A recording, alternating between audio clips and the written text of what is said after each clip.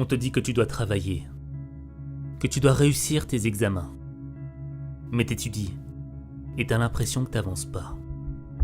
Il y a trop à faire et il y a pas assez de temps. Après tu te compares aux autres. Tu vois qu'ils avancent 2 fois plus vite que toi. Et là, t'as l'impression que t'es moins bon. Tu penses ne pas être à la hauteur. Tu penses que tes examens sont plus grands que toi. Et c'est à ce moment précis qu'une souffrance commence à naître en toi. Mais cette souffrance, c'est une épreuve. Et face à l'épreuve, t'as 2 choix. Soit tu décides d'être le spectateur de ton incompétence, de tes manquements.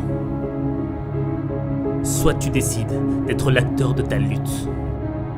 L'acteur de ton succès. Tu ne dois pas réussir, non. Tu dois vouloir réussir. On réussit pour une cause. Demande-toi, pourquoi est-ce que tu étudies? Vers quel rêve ça va te mener?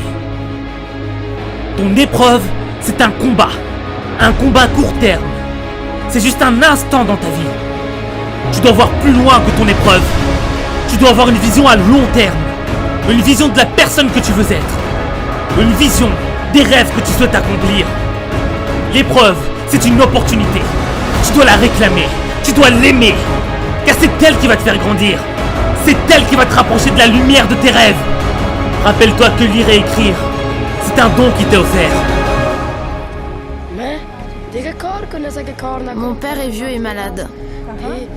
Si je ne travaille pas, personne ne mange dans ma famille. La réussite, c'est 10% de talent et 90% de travail. Si t'as pas de talent, il te reste 90% de réussite. Deviens l'acteur de ta vie, reconnais tes manques et travaille pour t'améliorer.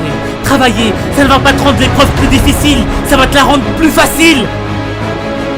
Ce n'est pas parce que tu prends plus de temps que les autres que t'es moins bon. Ta réussite ne se définit pas en fonction des qualités des autres. Elle se définit en fonction des sacrifices que tu fais. Tu dois éduquer ton intelligence. Tu dois être exigeant avec toi-même, avec ton temps. Qu'est-ce que tu vas faire de tes prochaines minutes? Ta réussite, elle se joue sur les prochaines minutes qui passent. Ne laisse pas tes minutes se gaspiller. Ne laisse pas ton épreuve te maîtriser. Maîtrise ton épreuve. C'est toi qui crée ta réussite. Et tu vas réussir.